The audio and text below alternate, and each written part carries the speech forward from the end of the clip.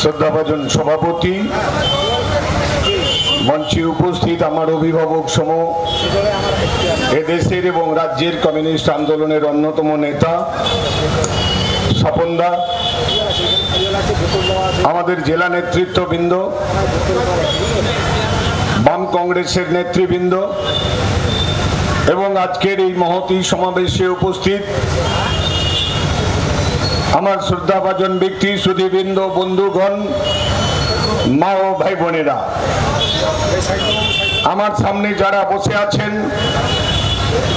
আমাদের বেলদা বাজারে অনেক দূর পর্যন্ত মাইক দেওয়া আছে, যারা আমাদের আওয়াজ শুনতে পাচ্ছেন তাদের সবাইকে শ্রদ্ধা, শুভেচ্ছা, অভিনন্দন এবং ভালোবাসা জানাচ্ছি। শুনলেন আপনারা যে আমাদের দেশে সাধারণ নির্বাচন চলছে।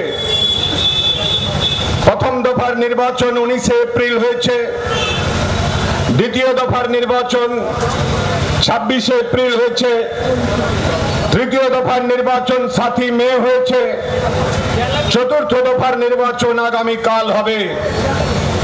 গোটা দেশের যা খবর পেয়েছি আপনাদের এই কথাটুকু বলতে পারি, চতুর্থ দফা নির্বাচন হওয়ার আগেই তৃতীয় দফাতেই নরেন্দ্র মোদী বিদায়ের বিসর্জনের বাজনাটা বেজে গেছে।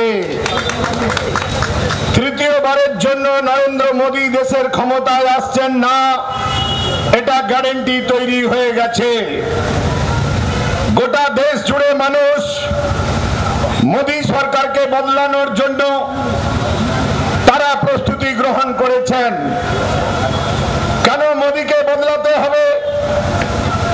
আমরা বলি একটা নিকম্মার সরকার। রাজ্যে একটা সরকার আছে, সেই সরকারটাও তৃণমূলের সরকার, এটাও নিকম্মার সরকার।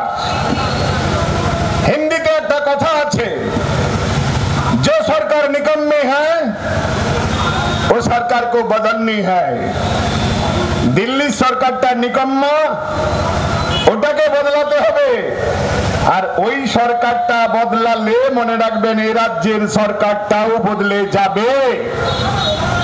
কেন আমরা ওই সরকার বদলাতে চাইছি? নরেন্দ্র মোদী এদেশের সবচেয়ে বড় মিথ্যাবাদী লোকটার নাম কি? হ্যাঁ, এদেশের সবচেয়ে বড় মিথ্যাবাদী লোকটার নাম কি? এত আস্তে বললে হবে না। মনে রাখবেন না যে আমরা শুধু মঞ্চে আছি বলে আমরা সব জানি, আমাদের চেয়ে অনেক বেশি আপনারা জানেন, কিন্তু আওয়াজটা জোর করতে হবে। এদেশের সবচেয়ে বড় মিথ্যাবাদী লোকটার নাম কি? নরেন্দ্র দাস দামোদর মোদী। দেশের প্রধানমন্ত্রীকে মিথ্যেবাদী বলছি কেন? কোন বিজেপির নেতারা শুনছেন? আমার বক্তব্য রেকর্ড হচ্ছে। পরশুদিন নদিয়াতে ছিলাম, সেখানেও রেকর্ড হয়েছে। কাল হলদিয়াতে ছিলাম, রেকর্ডিং হয়েছে। আমি চ্যালেঞ্জ করে বলছি, দেশের প্রধানমন্ত্রীকে মিথ্যাবাদী বলছি। হিম্মত থাকলে বিজেপি আমার বিরুদ্ধে মামলা করুন, পুলিশ আমাকে গ্রেপ্তার করুন, আদালতে হাজির করুন। আদালতে তোরাল পরে ম্যাজিস্ট্রেট আমাকে জিজ্ঞেস করবে, আপনি দেশের প্রধানমন্ত্রীকে মিথ্যাবাদী বলছেন কেন? আমি ম্যাজিস্ট্রেটকে বলবো আমাকে 8 ঘন্টার সময় দিতে হবে। আমার মোবাইলে নরেন্দ্র মোদীর বক্তৃতার 3টে বক্তব্য শোনাবো। প্রথম বক্তব্যটা কি? প্রথম বক্তব্যটা নরেন্দ্র মোদী পাটনায় গিয়ে 2014 সালে বক্তৃতা করছেন, ভাইও बहनों, मैं सत्ता में आने का 6 महीने का अंदर देश में महंगाई कम हो जाएगा। ক্ষমতায় আসার 6 মাসের মধ্যে আমি জিনিসপত্রের দাম কমিয়ে দেবো, এই কথা নরেন্দ্র মোদী বলেছিলেন। কমেছে মায়েরা? জিনিসের দাম কমেছে? হ্যাঁ, কমেছে। নরেন্দ্র মোদী যেদিন ক্ষমতায় আসে 1 লিটার ডিজেলের দাম ছিল 46 টাকা, এখন সেটা 100 ছুঁয়ে গেছে। নরেন্দ্র মোদী যেদিন ক্ষমতায় আসে 1 লিটার পেট্রোলের দাম ছিল 53 টাকা, 104 টাকা হয়ে গেছে। নরেন্দ্র মোদী যেদিন ক্ষমতায় আসে, মনে রাখবেন, কেরোসিনের দাম ছিল 32 টাকা, হয়ে গেছে 100 টাকা।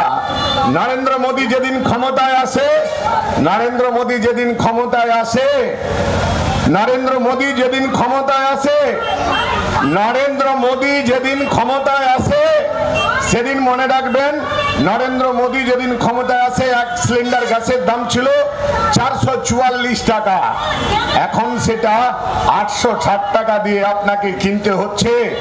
নরেন্দ্র মোদীর মতো এত বড় মিথ্যাবাদী লোক এদেশে নেই। মিথ্যা নাম্বার 1।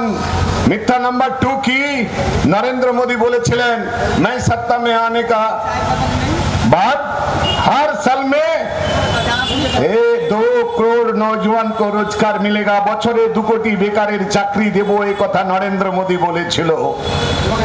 20 কোটি 10 বছরে বেকারের চাকরি হওয়ার কথা। আমি আপনাদের বলতে পারি, গোটা দেশে 14 কোটি ছাঁটাই হয়েছে, নতুন করে কর্মসংস্থান হয়নি। রেলের নিয়োগ বন্ধ, পোস্ট অফিসের নিয়োগ বন্ধ, ব্যাংকে নিয়োগ বন্ধ, কেন্দ্রীয় সরকারের সব দপ্তরে নিয়োগ বন্ধ হয়ে গেছে। নরেন্দ্র মোদী কথা রাখেনি। মিথ্যা নাম্বার 3 নম্বর মিথ্যাটা কি? নরেন্দ্র মোদী বলেছিলেন 2014 সালে আমি ক্ষমতায় এলে নরেন্দ্র মোদী বলেছিলেন যে আমি ক্ষমতায় এলে হচ্ছে আপনাদের ব্যাংক অ্যাকাউন্টে হচ্ছে 15 লাখ টাকা চলে যাবে, এই কথা বলেছিল নরেন্দ্র মোদী একথা বলেছিল।